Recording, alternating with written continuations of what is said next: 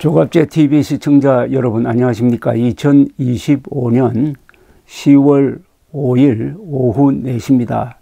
추석 하루 전의 연휴를 잘 보내시고 계실 줄 믿습니다.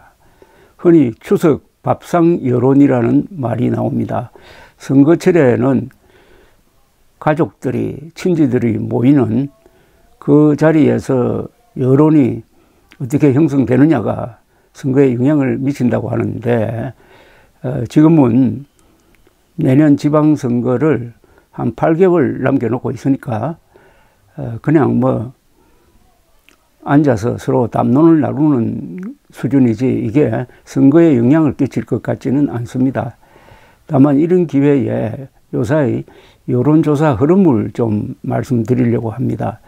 여러 여론조사가 요사이 발표되는데 이재명 민주당 지지율이 떨어지고, 어떤 조사에서는 국민의힘 지지율이 상당히 오르고, 장동혁 국민의힘 대표가 자기 대선 주자 중에서 1위로 꼽혔다, 이런 여론조사가 많이 나옵니다.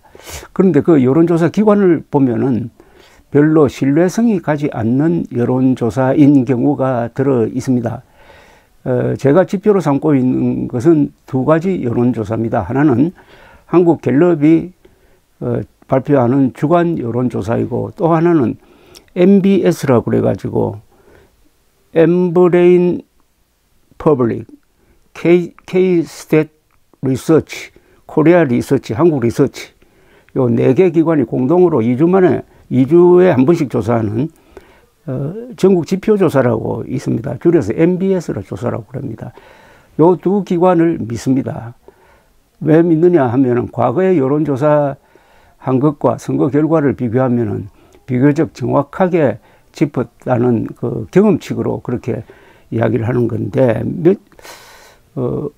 지난 금요일에는 한국갤럽이 조사를 쉬었습니다. MBS는 며칠 전에 이런 결과를 내어놓았는데요. 이재명 대통령의 국정 운영을 긍정적으로 평가한 응답자는 57%였습니다.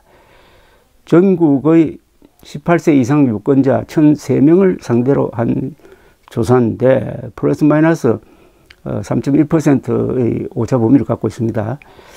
이 57% 긍정 지지율은 2주 전보다는 2%포인트 떨어졌습니다. 그리고 부정평가는 2주 전보다 3%가 오른 34%로 나타났습니다. 모르겠다, 무응답은 10%였습니다. 2주 전보다 2 내지 3%의 변화가 있었다고 하는데, 우리가 피부로 느끼는 것보다는, 특히 보수층이 피부로 느끼는 것보다는 그 변화폭이 크지 않아 보입니다. 그리고 정당 지지도는 더불어민주당이 41%, 국민의힘이 22%로 2주 전 조사와 같습니다. 개혁신당, 조국혁신당은 각 3%, 진보당은 1%였습니다.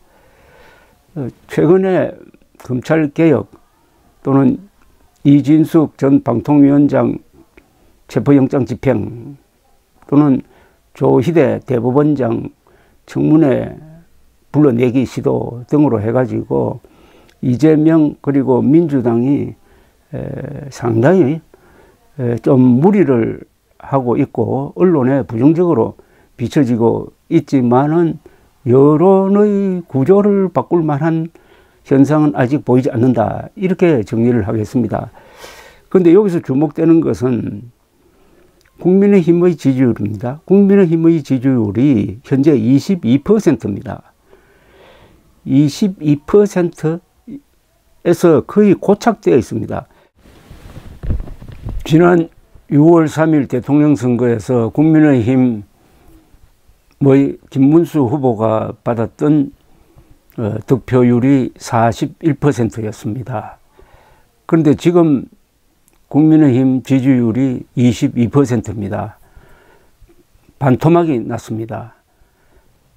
선거에 지고 나서 당이 모습이 별로 좋지 않는 상태로 계속 이어지니까 김문수 후보를 지지했던 그 여론이 이탈했다는 뜻이죠.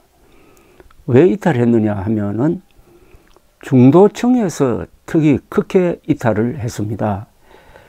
보수 중에서 중도 성향을 가지고 있는 사람들이 있습니다. 이들이 지난 대선 때는 이재명 후보 당선을 지지해야 되겠다 해서 김문수 후보로 표를 몰아줬는데 그 뒤에 국민의힘이 하는 모습을 보니까 실망을 해가지고 그 지지를 철회를 해버렸습니다. 그래서 41%가 22%로 반토막이 났는데 최근 한 달 사이에 별로 변화가 없습니다. 민주당이 실수하고 무리하는 걸 들여다보면은 거기에 실망한 여론이 국민의힘 지지로 옮길 것으로 보이는데 이게 되지 않습니다. 요 점이 현재 여론 동향에서 가장 중요한 포인트라고 생각합니다.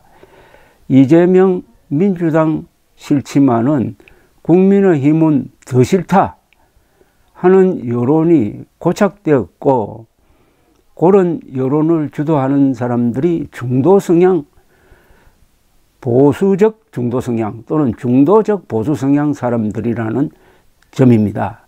지금 민주당이 지지율이 41%, 국민의힘 지지율 22%, 이 상태로 내년 지방선거에 임한다면은 아마 국민의힘은 전국적으로 크게 지는 구도입니다.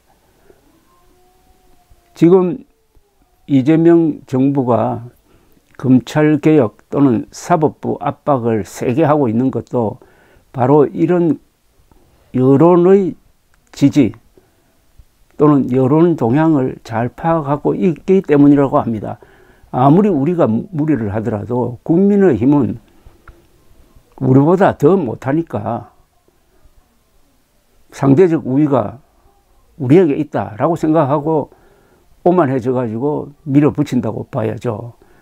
이게 이제 도를 더하게 되면은 아마 그때부터는 새로운 현상이 일어날 것입니다.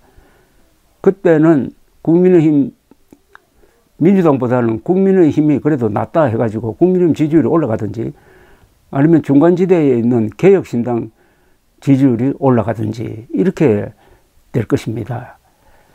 자, 그러면은 국민의힘은 왜 반사이익을 보지 못하느냐 하는 점입니다. 그런데 국민의힘이 반사이익을 보지 못하는 오늘날의 현상은 오히려 좋은 점이 있습니다. 과거에는 국민의힘이 스스로 잘해가지고 선거에 이긴 것이 아니라 민주당이 잘못해서 그 반사이익으로 선거에서 이기기도 하고 윤석열을 당선시키기도 했던 것입니다. 이제 반사이익이 안 먹힌다는 겁니다. 그것은 국민의힘에는 희망이 없다. 국민의힘이 TK 중심의 극우 세력 그리고 부정선거 음모론을 믿는 컬트 세력, 여기에다가 트럼프에게 사대주의적으로 굴종하는 노예 근성의 세력, 이런 이미지를 자꾸 덧칠 해대니까 이제 국민의힘은 보기도 싫다 하는 혐오증이 지금 상당히 강하게 자리 잡았다는 점이죠.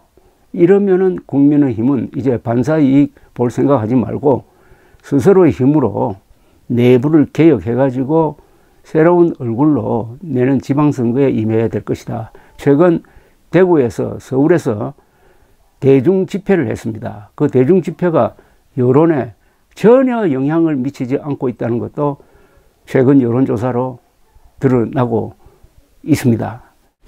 이런 점을 감안한다면은 한국의 보수층은 건재하나 보수 세력과 보수당은 아직도 괴멸 상태를 면하지 못하고 있다. 보수 세력과 보수당이 이렇게 망가지는 이유를 저보고 대라고 하면은 두 가지를 댑니다. 첫째, 한미동맹에 너무 의존하여 사대주의적 국방정책, 미국에 너무 의존하는 4대주의적 국방정책을 펴므로써 자주 국방의 어떤 기계를 잃어버리고 이권투쟁하는 저열한 정치를 선택한 점, 그 다음에 보다 더 심각한 것은 한국어를 망가뜨린 것. 한국어는 교양어로서 이제 수명이 끝나고 있습니다. 한국어의 70%가 되는 한자어를 한자로 표기하지 않으니까 사람들이 단어의 정확한 의미를 모르고 어휘력이 약해지고 문해력이 약해지고 그러다 보니까 사고력도 약해지고 인문교양의 바탕이 무너지고 해서 교양이 없는 국민들로 되어가고 있는 이런 현상, 이게 다 보수에는 독입니다. 자주국방, 교양 또는 교양어를 잃어버린 보수에는 희망이 없습니다. 그래서 한국 보수가 어떻게 이 난관을 돌파할 것이냐 하는 데 대해서 제가 요사이 캠페인을 벌이고 있는 것이 있습니다. 전국민 회고록 쓰기 운동을 하자. 전국민 회고록 쓰기 운동을 통해서 우리가 80년의 체험을 정리를 해서 역사 기록으로 남기고 국가는 그 기록을 다 모아가지고 전산화해서 데이터베이스를 만들고 국민들은 집집마다 회고록 쓰기 운동을 하면서 감사하는 마음, 순수한 마음, 반성하는 마음을 기르고 그리고 회고록 쓰기 운동을 해서 우리 한국인들만 기록할 수 있는 세계의 가장 위대한 이야기들을 세계 최대의 데이터베이스로 구축을 한다면은 이것은 인류에 대한 봉사가 될 것이고 회고록을 쓰는 과정에서 집안도 나도 사회도 나라도 분위기가 바뀔 것이다. 이렇게 생각하면서 이거는 보수 좌파를 떠나서 한국인으로서 한반도에서 태어나서 살았던 사람으로서는 반드시 그 살았음의 흔적을 남길 필요가 있다. 역사에 이름을 새기는 것이다. 이렇게 생각하는 바입니다. 감사합니다.